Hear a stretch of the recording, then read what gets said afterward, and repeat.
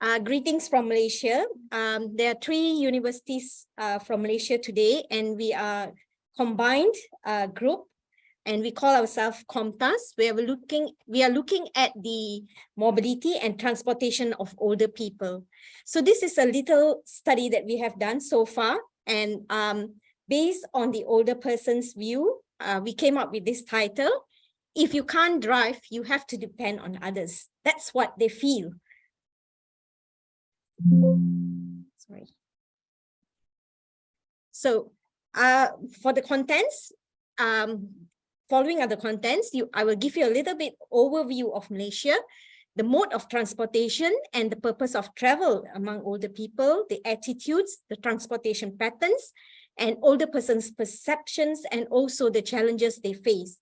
So the picture here is in Kuala Lumpur. You can see how busy it is.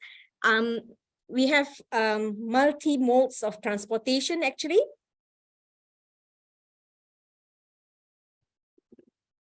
Okay, Malaysia is situated in the Southeast Asia, and it's the borderings are Thailand, Singapore, South China Sea, and also Indonesia. It consists of Peninsular Malaysia and also the Borneo Island.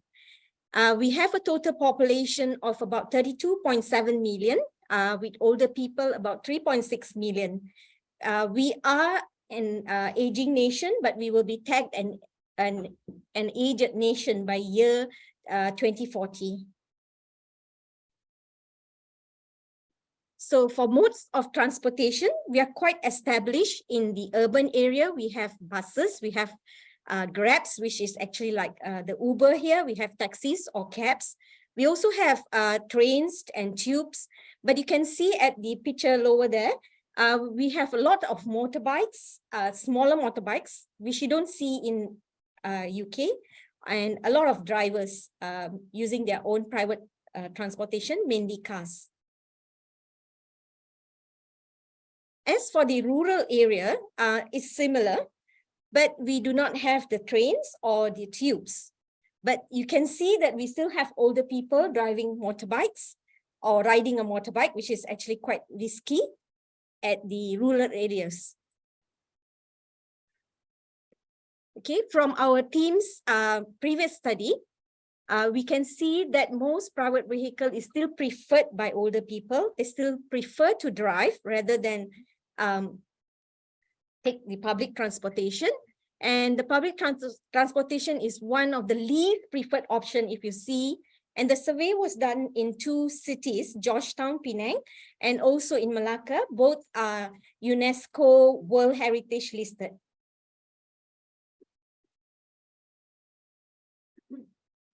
What's the outdoor travel purpose? This is also from our team's past studies. It is for social gathering mainly, next religious activities, healthcare services, and shopping. So what is the attitude towards older persons' transportation and mobility in Malaysia? We do have senior citizens carrying unit where we have a little transport that can help those who are unable to reach to the destination they want to, but it's very limited and mainly available in urban areas, not rural areas. We also have companies that are like buddies to older persons who wants to go to maybe hospital, or want to go to the clinic, or they want to go shopping. So they are paid to accompany them and help them. And finally, research. Our team is now very actively looking into mobility and transportation for older people. We are starting with the Kuala Lumpur city, and hopefully we are able to expand our study further with more funding. Now, next, what's the attitudes? Further attitudes like when do you stop driving? There's no age limit in Malaysia to drive. You can drive as long as you want. And mostly people stop driving when they feel that they can't drive, or normally the kids will tell them stop driving. You have met with a few accidents now, or you have health issues, so please stop driving. Recently, we also had an uproar where it was in the newspapers that, there must be a driving license limit for older people. And then we had older people who actually came up and said, please improve the public transport first before you ask us to stop driving. So if you look at the recent survey that we have done, most older persons are still using private vehicles, about more than 51%. And only 23% are considered restricted. They can't actually move around and they are totally dependent on others. And flexible are 25%, those who still can drive and also can take public transport. So the 51% actually are not choosing to take the public transportation at the moment. So these are some of the statements that we got from older persons. When we asked them, what are the perceptions?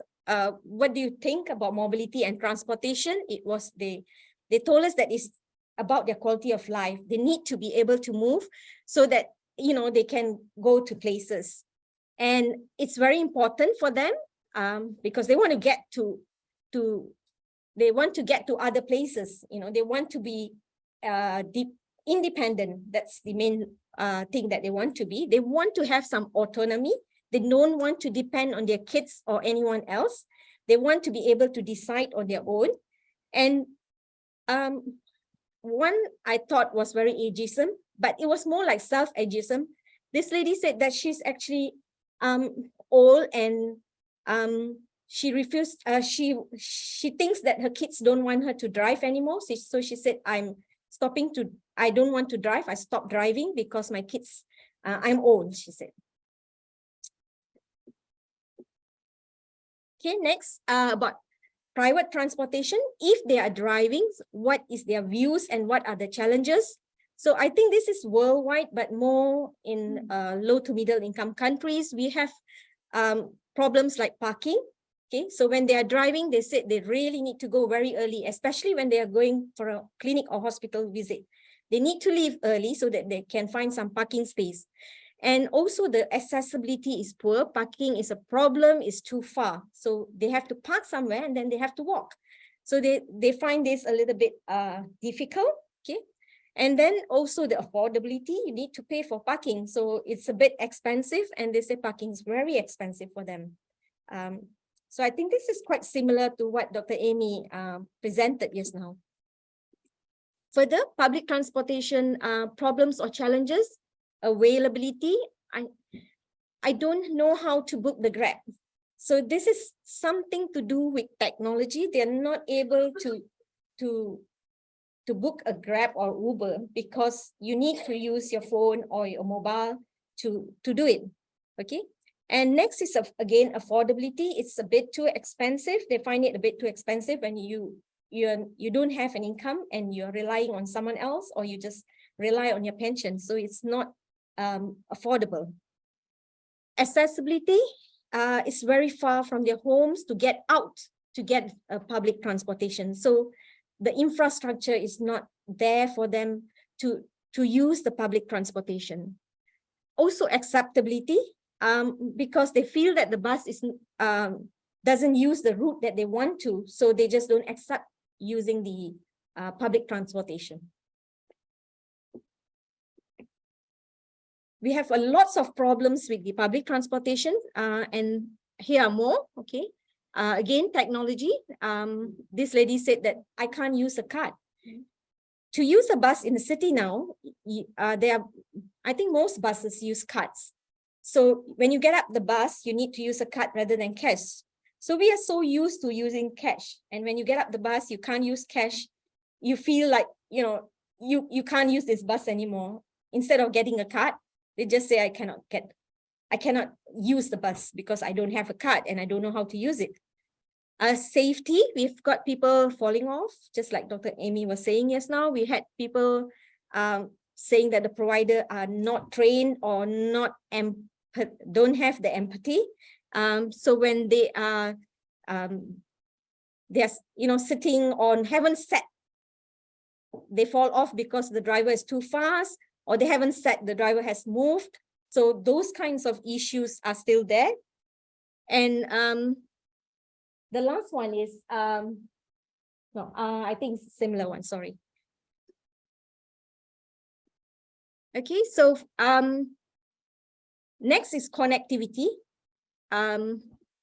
The buses that, we have buses that are free, but these buses don't pass by the hospital or the clinics where they want to go. So the older person can't take these buses because it doesn't go to the places that they want to go. And next is another lady who actually went on and said that I have to hop on and hop off and hop on and off and off. So she has to take many buses to get to where she wants to go. So this is not ideal for an older person. And if you need to take the public transport, you need the time. You need to go early, and then you need to wait for the bus. Maybe there's only 1 hour, one bus. So they say it's just too long and we have to wait too long. Next is about health and physical status.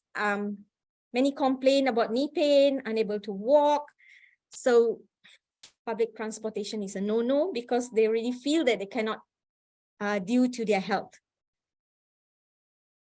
Environmental issues, we still have a lot of environmental issues. If you see these pictures here, we still need to cross very busy roads to get across the road where you want. If the bus drop you on the other side, you need to cross the road. We don't have an overhead bridge maybe. Okay, and also the pavements, that we don't have many drop pavements. I was walking yesterday outside and I saw an older person using a moto. I think they call it a moto wheelchair or something. So it's quite easy and accessible. He could actually cross the road, and there's a lot of drop pavements. We do not have this in big cities, even in Kuala Lumpur yet. So it's quite difficult for an older person to use public transportation still. Okay, finally, although there are many challenges, Malaysia is a nice place to visit. And recently I met a couple from Portsmouth, Mary and Les. And this was a testimonial they sent to me by email. This was my first holiday in Malaysia, and we were not prepared for the, actually they were not prepared for the heat or, or the humidity, but they had a lot of aircons and they enjoyed the aircons, and they really enjoyed traveling in Kuala Lumpur and also Penang, and the lots of food flavors that we have in Malaysia. So that's all. Thank you.